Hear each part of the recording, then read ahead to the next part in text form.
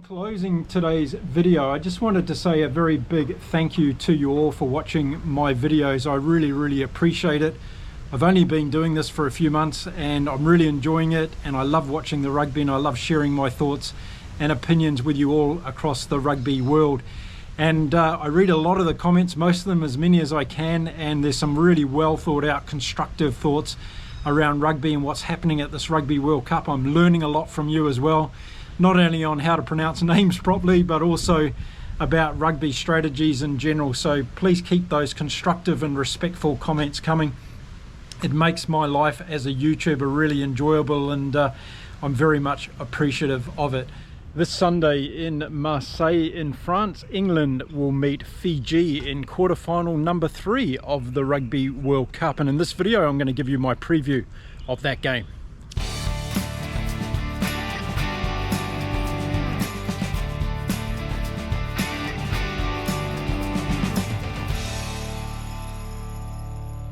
Now, one thing I'd like to share before I start off this video really today is to give my sympathies out to Joshua Tuiasova from Fiji. He lost his son a few days ago, his 7-year-old son who'd been fighting a long-term illness. A very sad moment, and I don't know how Joshua Tuiasova has stayed on in the Rugby World Cup with his Fiji team, and I think his mates at the Fiji team are very thankful that he's done that, because he's a huge part of this Fiji team.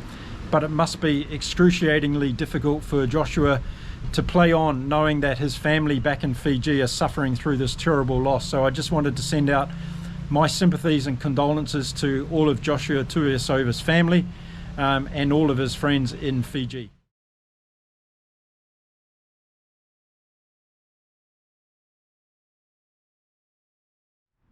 G'day and welcome to Inside Rugby with Mark. I'm a Kiwi rugby fan living here in beautiful Cancun in Mexico, and if you haven't been here before on my channel, welcome. It's great to have you here, and I hope you stick around because there's lots of rugby to talk about. Now in this video I'm going to be hitting up about that England versus Fiji game in Marseille on Sunday. Yes, it's the rematch between these two teams. They recently met in that classic, of course, at Twickenham, and now we see them go head to head in the knockout stage of the Rugby World Cup. So it's going to be a pretty exciting affair, that's for sure. And Stadium Marseille is a beautiful stadium. It can hold a capacity of around about 68,000 people. So expect there to be a lot of voice from the English supporters in the stadium on Sunday, and a fair few Fijians as well, and also people supporting the Fiji team. So in this analysis today, I'm going to go through in a fair amount of detail what I think is going to happen in this game, and we're going to break it down by sections of the game that I think are important for all of us to follow as the game unravels on Sunday. Okay, so how did these two teams make it to the quarterfinal through their pool stages? So let's have a look at England's pathway first of all, and of course they had that first encounter up against Argentina, which many people thought was going to be the game of the pool, with those two teams going up against each other. And of course England got into a little bit of trouble with Tom Curry being sent off the field and down to 14 men, but George Ford stepped up, as we know, and history was written with George Ford scoring all of the points for England in that game, and England coming out on top 27 points to 10. And then England's 3 remaining games were against Japan, Chile and Samoa. And we probably expected Japan and Samoa to be the most difficult of those games for England. And they got through the Japan game pretty well, although once again, England not being overly convincing in that particular game, I thought. They won that one 34-12, and then they went on to play Chile. And Chile, first time at the Rugby World Cup and putting up a good account for themselves, but they couldn't keep England out on this occasion, and it was a cricket score of 71 points to 0. And then it was Samoa as the last game, and I think a lot of people, myself included, expected Samoa to give England a little bit of a hard time. They were building into the tournament, Samoa, and they seemed to be getting a little bit better as each game went on. So this was going to be a very interesting fixture. I think if you're a fair rugby pundit, you'd probably say that England were lucky to get away with that one, 18-17 against Samoa. And probably not the sort of game that, as an English fan, if you are, and the coaching staff, that you were probably looking forward to as a precursor to the quarterfinals. It didn't give a sense of security with the way that England played in that particular game. But they won it, and they got through their pool section without losing a game. Now let's have a look at Fiji's encounters, and it was interesting from Fiji's draw in this pool because they had a couple of tough games to start off with. The first one against Wales, and then the second one against Australia. And boy, wasn't that game against Wales something else. That was really fantastic, and a lot of us probably thought that Fiji deserved to win that game in the last minute or so. They went very, very close, but it was Wales that came out with the win. Won that one 32 points to 26, and then it was on to Australia for Fiji, and that game was racked up as the bigger encounter for Fiji in this tournament so far. And they did a job on the Aussies, didn't they? And they came away with a classic win there by 22 points to 15, and sent Australia more effectively packing on their way home. But I guess in that game we saw the difference between the Fiji of new and the Fiji of old. They were able to keep their structures together long enough and play well enough for long periods in that game to be able to put away a very poor Australian rugby team at the moment. And it was a good win for Fiji, and obviously give them a lot of confidence as they move forward in this tournament.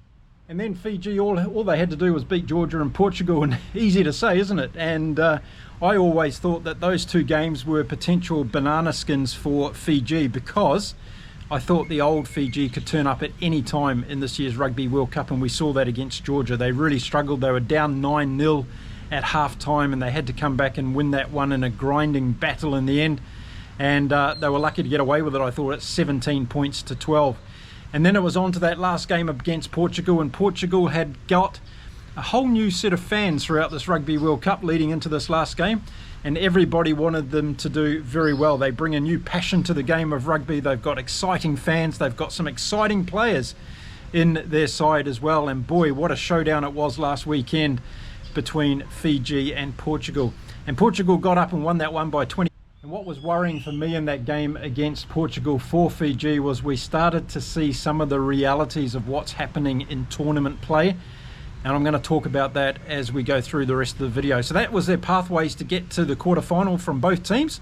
And now I want to move on and talk about injuries. So from those two last pool games, we haven't really had too much confirmation. We know that Jack Willis for England's gone and Sam Underhill's come in the back row. So that's one replacement that's been made, and it's going to be interesting to see how that plays out with team selection. I'm going to talk about that about England in a minute.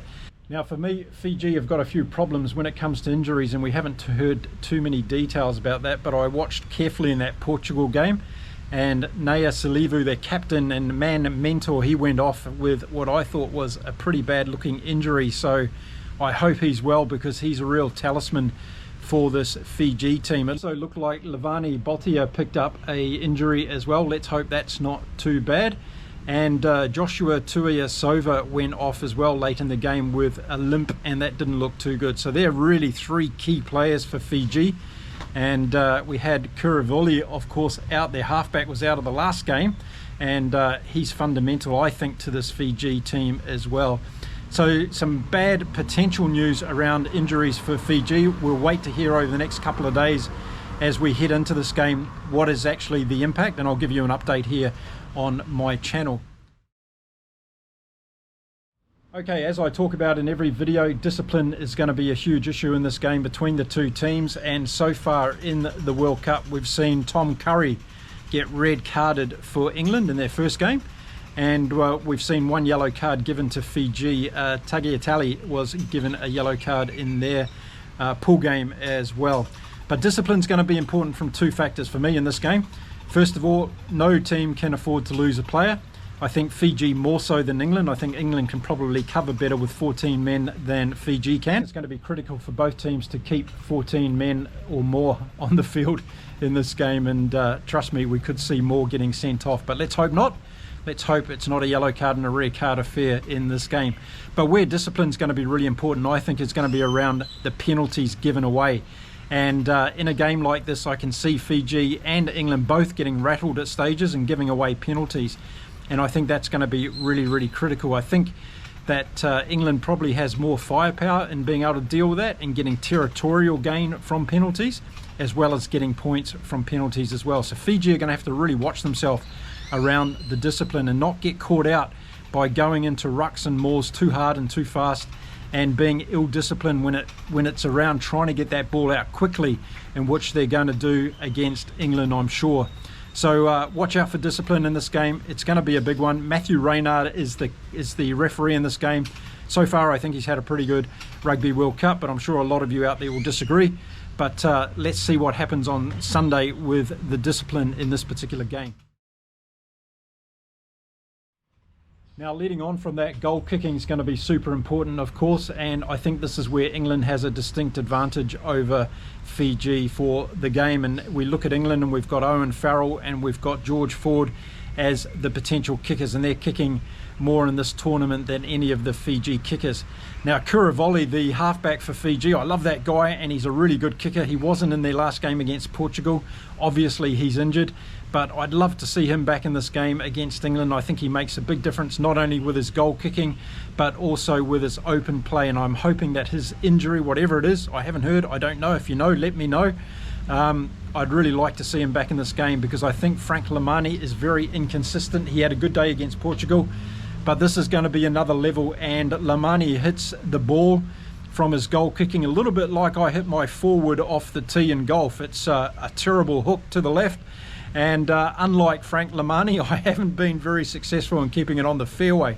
So Frank Lamani for me can be two sides of the coin. He can have a red hot day like he did against Portugal and do okay, but I think when he's under extreme pressure like he's going to be this weekend against England in a quarterfinal at the Rugby World Cup, it may go to his head and he may lose it. So let's keep an eye on Frank Lamani's kicking if he's the kicker for Fiji this weekend. And it goes back to what I said, I think, at the beginning of the Rugby World Cup. I talked about Fiji really missing Caleb Muntz, that unfortunate injury that he had to go home from the Rugby World Cup. We saw in that game against England at Twickenham that Muntz was a real general of this Fiji team, and he kicked well in open play. He was accurate with his goal kicking, and he played very, very well. So I think Fiji have really missed Muntz at this Rugby World Cup despite. Now let's look at defence in this game, and it's obviously going to be an important criteria to who wins this game. And if we look at that game between Fiji and Portugal, they missed 22 tackles, Fiji, against Portugal in that game. And they gave Portugal, as we saw in the last minutes of that game, an opportunity to go and score a try. So this is a real area of concern for me around Fiji. Their defence leaks like a sieve at times. They get a little bit lazy, they fall off the tackles, and any defence and any attack in the world, even England's, can pull them apart. So yeah, hello to all my English mates. I'm sure you can take that one. But yeah, I think that Fiji's defence is very, very questionable at times, particularly later in the game. And as I said, we saw that against Portugal. Also, turnovers, 7 turnovers against Portugal, and that was a critical element when they had a strong defensive line. Portugal, they really put Fiji off the ball, and expect England to be another level again, I think, in this game. So I think it's going to be an opportunity where England can really target the defence of Fiji, particularly in their inside backs. Okay, looking at the strengths of both teams, potential strengths of both teams, and I just want to put a caveat on this. I talk about this in other videos in terms of these are only potentials if the real true rugby team turns up and plays well on the day. So I'm making the proviso that both of these teams are going to turn up and play their A game on Sunday, which we always know is not necessarily going to be the case. So knowing that, let's move into talking about their strengths, and I think we'll start off with Fiji. And I think their strengths are really maintained around their ball carrying and also the metres gained. If you look at that game against Portugal, they gained over 800 metres in that game. And when Fiji are going forward in that spontaneous style, that's really a strength of their game, because they really open up the opposition. I think that's something they'll play to in this particular game. The next strength that I think Fiji has is individual brilliance. They have people in these teams, both in the forwards and in the backs, that can carry the ball. We've seen it with Botia when he set up that fantastic try against Wales for Fiji.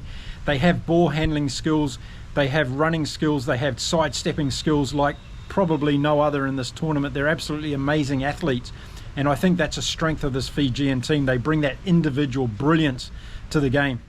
And then ironically enough, I think another strength for Fiji is their chaotic way of playing. I actually think that is a strength, because it upsets most other teams that they play against, and you just don't know what they're going to do next, and that gives them an edge. But sometimes it's uncontrolled, of course, it's informal, and it gets them into trouble. But when they can connect the dots through that chaotic style of play, then I see that as a distinctive threat for Fiji. Okay, moving over to England, let's have a look at what I think their strengths are for this game against Fiji, and the first one is kicking. So I think England are going to be able to gain territory through good, effective general play kicking, both through Farrell and Ford if they play together or if they play individually. I think that's where they're going to have a territorial gain on Fiji, and they're going to be able to push Fiji back.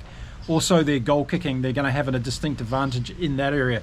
So look at that as being a couple of strengths for England in this game. The next one, I believe, is their forwards. Over the course of 80 minutes, I think the English forwards are going to get dominance over Fiji. I think their structures, their technical skills are going to be better than Fiji over the 80 minutes of this game. And I think Fiji are going into this game tired, and that's going to have a big impact on them. That game against Portugal was helter-skelter for the last 20 or 30 minutes.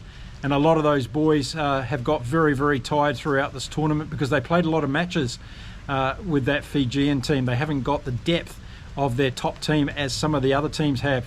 So I think that's going to be a telling factor in this game, and I think England are going to be able to have more presence in that last 20 minutes through the structures of their forwards, in particular in set pieces. So watch out for the scrums and the line-outs in the last 20 minutes of this game.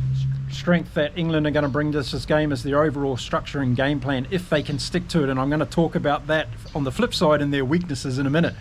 But I think if England do bring a structure to this game, pretty much like they did against Argentina with George Ford, then that can definitely win against Fiji. And I guess that's all that England want to do. You know, they're only 3 games away from winning a World Cup final. Who would have thought, right? And a lot of you will go out there and boo-hoo me and say, yeah, it's not possible. There's no way England's winning this Rugby World Cup. Well, I'll tell you what, if they win this game against Fiji, then they've only got 2 games of rugby that they need to win a Rugby World Cup, and they can do that whatever way they want. Whether they're good enough to do it against the opposition that's coming up, I don't know, and probably not, but let's wait and see. So, yeah, I think that's where England are going to have those advantages over Fiji this weekend, particularly with their structure of the game, if they're able to keep that together for 80 minutes. Okay, let's flip straight into the weaknesses of these 2 teams, or the potential weaknesses as I see them, and we'll stick with England on this one because I had a roll-on going there with their strengths. And I would say their number 1 weaknesses in this game potentially is letting Fiji rattle them. And we saw that at Twickenham. Fiji got into the heads of the English team during that game, and they really started to turn the game around. So the number 1 weakness potentially I see for England in this match is letting Fiji rattle them, and the way that Fiji are probably going to do that is to try and run all over top of them in the first 20 minutes of the game. So England's got to keep their composure, get that kicking game working, set pieces, move the ball upfield, and they'll feel as though they've got control of the game, which you never have against Fiji. But if you have a belief of that, then it's better than not having any at all. Okay, another weakness I see potentially for this English team is their level of form they're bringing into the game. They just haven't been playing fantastic rugby to be kind of semi-final Rugby World Cup finalists, have they? And they've done enough to win those games, particularly against Samoa. But if we look at what some of the top teams did against Samoa and all the rest of it, then, or Tonga and those other Pacific Island nations, then we'll understand that England needs to lift their level a little bit. Can they do it? Yes, I believe they can. But so far they've been struggling to do it. So I think one of their weaknesses coming into this game is their current form, and they're going to need to go up another level to really put it to this Fiji team. Okay, the next couple of weaknesses for England I see in this game is around their team selection and their position selection. Seen a lot of people online in the past few days, like Matt Dawson, the former number 9 for England, talking about how players are being played out of position but also not being selected. How the heck can you leave Henry Arundel out of this English team? Like, he's the Will Jordan of English rugby at the moment. He's the Damien Penault of English rugby. This guy should be on the field every single game, and they should be getting the ball out to him as often as they can to score tries. So this is one of the things that frustrates not only me, I'm sure, but a lot of English fans watching this video, is the team selection and the positional selection within this English team. And I don't know what Steve Borthwick's doing. I'm not in his head, thankfully. And you've only got to look at the potential that's in this English team when they are playing together and those combinations are getting an opportunity. But for me, the George Ford and Owen Farrell thing doesn't work, and you've got better players in this team than trying to put those combinations together. So I think we need to build a team around the talent that England has, not around Owen Farrell. That's just my own personal opinion. You can hate me all you like, but I'm just saying it how it is. And I think if Henry Arundel is not in this English team to play Fiji, some serious questions need to be asked, because that guy has the potential to win any game for England at any stage of the game. So there we go. A couple more weaknesses potentially of this English team is their selection and their positional selections for the game. And then the last potential weakness I see of this England team is the game plan they bring into this game, and they've got to be very careful with this.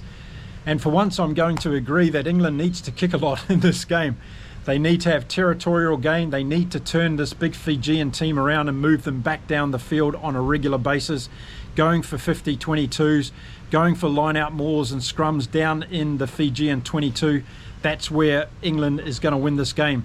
If they try and play an open style of game against this Fiji team, they are doomed to fail, because Fiji can win this game from anywhere on the field, and they will be trying to make it that particular type of game against England. So England, go to the boot, use it strategically, get field possession, get territorial possession, and then get ball in hand and control it through rucks and mauls and inside forward playing, and tire down this Fijian team by getting them to make a lot of tackles.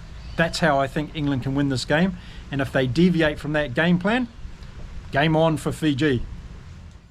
Okay, so what are the potential weaknesses for Fiji in this game? Well, first of all, I think they're on a downward trajectory at the moment. The last couple of games they haven't been playing well, and I think Fiji's just running out of gas. They're relying on all the usual players to do the usual things in these games, and their depth of the squad is a little bit of a problem, as well as the number of really world-class players they've got. Yes, they've got good athletic players. Yes, they've got these big brute monsters of forwards, but these guys have been emptying the tank in every game that they're playing in, and I think Fiji's got to a stage of the tournament now where they're just literally running out of fuel. So I think keeping that discipline together, keeping their energy levels high, but it's also what's going on in here. So if England do get a lead, Fiji might get a little bit despondent. The next part is their structures. If Fiji keep their structures in this game, then they've got an opportunity. They've got to compete, or try to compete, with England in the forwards. They've got to tidy up their line out and try and get clean ball. They've been failing in that area in a couple of their games, and they've got to make sure that if that line out's not working, they go to short line out alternatives or over the back of the line out and let their inside backs come in and get it. They've got to change it up when things are not going right, and this is where Fiji's game plan is going to be very important. So I think their weaknesses around that structure, I think their weaknesses around their fitness level coming into this game. They've had some bruising games, they've had some games that have been played at high pace, and they've had also some games that have taken a lot of emotional energy out of them, and I'm talking about the Fiji and Georgia game, which were their last two games. They really had to be on song with their mentality in those games. They went into those two games as favourites, and that's something new for Fiji in this style of tournament.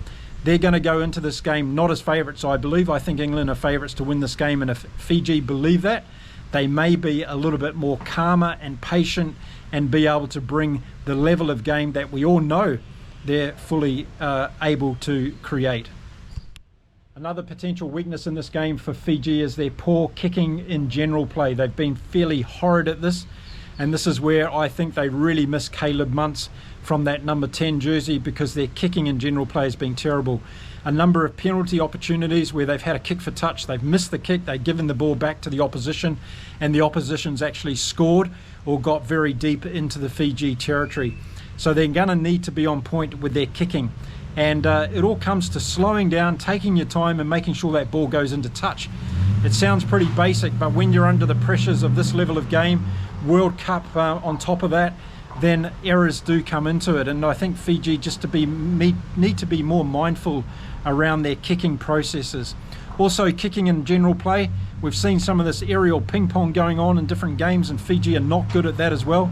They've got to be looking for open spaces when they do those styles of kicks, and try and bring the English backs under a little bit of pressure when they're chasing the ball. And then the last potential weakness I see for Fiji in this game is their game management. I think they get rattled a little bit easy. That defence can open up, and they've got to bring the style of rugby that they want to play for 80 minutes to this game. There's no use getting out of the gates in the first 20 minutes and getting a lead, or getting a lead until half time, if they're going to get run over the top of in the second half. So I think Simon Raouli, the coach of Fiji, really needs to sit down and put into these guys that, look, this last 20 minutes of this game is going to be crucial. We need to have our legs together. We need to understand what the game plan is, and we need to go after England in that last 20 minutes. So I think this is a potential weakness of the Fijian team, is not being able to keep their game plan intact for 80 minutes against England on Sunday. Okay, looking at the squads, I think in a nutshell, England has a deeper squad. They're going to be bringing the likes of Vunipola off the bench in this game. They've also got other kickers that they can utilise in this game, and I think that's going to help them get over the top of Fiji. Fiji have been struggling in their last couple of games, and I think when they bring on their reserves, we've seen what's happened. They got run down against Portugal. They had a very close opportunity against Georgia. A lot of that comes down to their depth of squad, and some of those boys that they bring on in the second half are just not quite at the same quality as the boys in the first half. And I don't mean that in any disrespectful way against the Fiji team here. I'm just saying that in this tournament, we've said from the very beginning how important that bench is going to be, particularly in the last 20 minutes of the game. And when Fiji are relying on those players to either maintain a lead or to chase a game, that's where it's going to really count. So in terms of depth of squad, I give this one to England. Okay, so there's some key components of the game that I think is going to happen on Sunday between England and Fiji. Let me know what you think of those particular areas in the comments. Do you agree with me, or do you disagree? If you disagree, put up an argument why. I want to hear your thoughts around that. Okay, let me summarise this game. I think it's going to be a win to England. I think their structure, particularly their kicking game, is going to bring them out on top against Fiji. I want Fiji to win like everybody else. I want to see a spectacular open game for Fiji, but I just think they're running out of energy in this year's tournament, and we're going to see that against England on Sunday. I think England's team selection is going to be crucial. I think England are going to want to be able to play this game smart rather than fast and hard. It's going to be a territorial game for England. That's where they're going to get over top of this Fiji, and if they do get some dominance in that area, then yes, we might see some tries being scored out wide, but it's not going to be until we see that territorial advantage from England. So for Fiji to win this one, they're going to have to rattle England early on like we saw in Twickenham. They're going to have to keep the pressure on, keep scoring tries, open the play up as much as they possibly can, and tire England down just from making so many tackles. But it's going to be a game of who runs out of gas first, I think, and I think Fiji are going to be on the end of that one. Fiji only executed 66% of their tackles against Portugal, and I think that was a telling statistic. And if they do that against England, they're going to be in all sorts of trouble. Set piece is going to be really important. I can see England having an advantage in scrums and lineouts, particularly the lineout, and I think they'll be able to steal some ball from Fiji in the lineouts. It's all going to depend on what England does with that ball when they get it from the lineouts. So yeah, expect England to come over on the set pieces and win that area of the game as well. So there you go, thoughts on this video between England and Fiji. The third semi-final will be playing in the Rugby World Cup this weekend in Marseille. Let me know in the comments which way you think this is going to go, and give me a points prediction as well. I'd be interested to hear. I think that's the beauty of this Rugby World Cup, isn't it? We've got no idea what team's going to turn up and play on the weekend. And if one team's on song, they can really take it to another team. And that's been the magnificent thing of this year's Rugby World Cup. Okay, that's it for today's video. Again, thank you very much for watching. Lots of exciting rugby coming up this week. I'll pump out as many videos as I can around good constructive opinions and analysis that I can come up with. And I want you all to enjoy the rugby this weekend, no matter where you are in the world and what team you are supporting. So until next time, stay well, stay safe everyone, keep enjoying the rugby, and I'll see you again really soon. Bye for now.